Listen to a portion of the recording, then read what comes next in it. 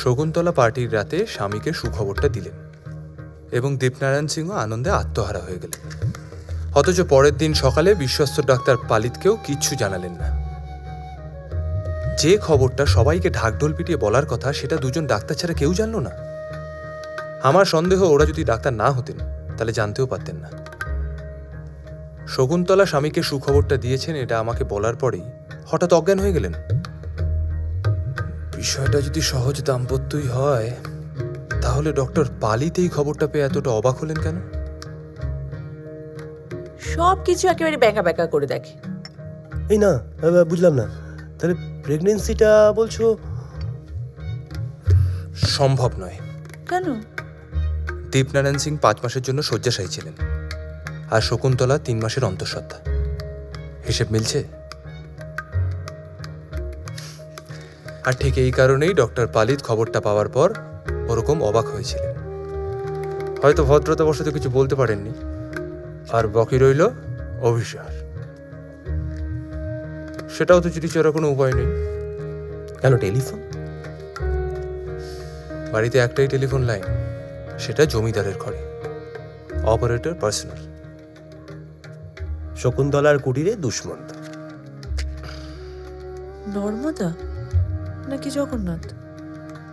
দেবনারায়ণ নাকি পালিত?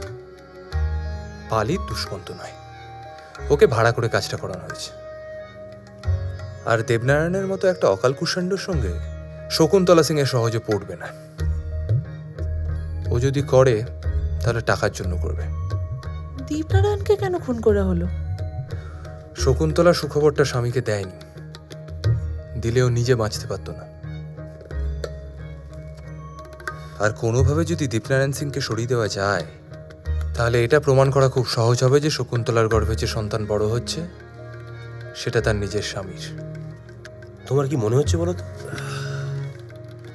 মনে তো অনেক কিছুই হচ্ছে অজিত, কিন্তু তার মাঝে মধ্যেই দেয়ালে ওই শকুন্তলা রাখা ছবিটা বারবার চোখের সামনে ভাসছে। কিছু একটা খটকা আছে ওই ছবিতে। সত্য হে অনাদি সত্য, চুপ করে থেকো না, কথা কও, কথা কও।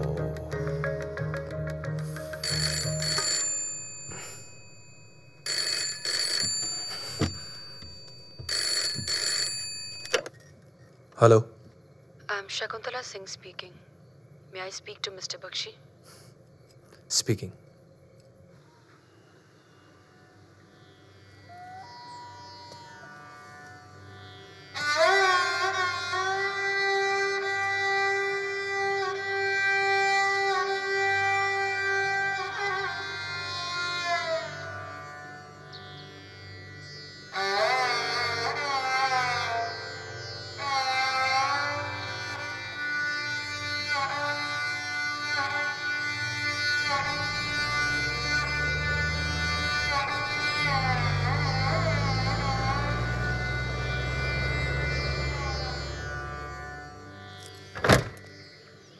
सबके साथ तो आपने बात किया है, क्या लगता है मिस्टर बख्शी?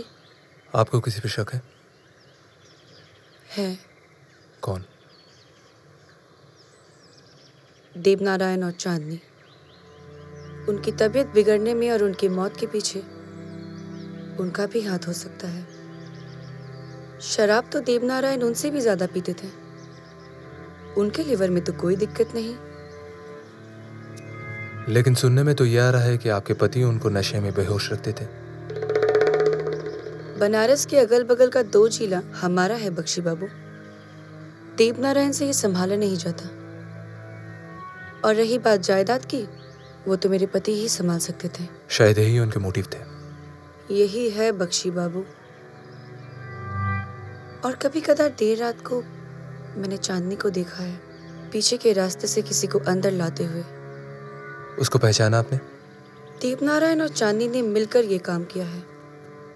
डिस्पेंसरी तुड़वाई और वायल भी उन्होंने ही चेंज किया। अगर आप ये सबूत दे सकें तो हम आपके आभारी रहेंगे। पैसे की चिंता मत कीजिए, मैं 3,000 रुपीज। मैं सत्यान्वेषी हूँ। धन्यवाद।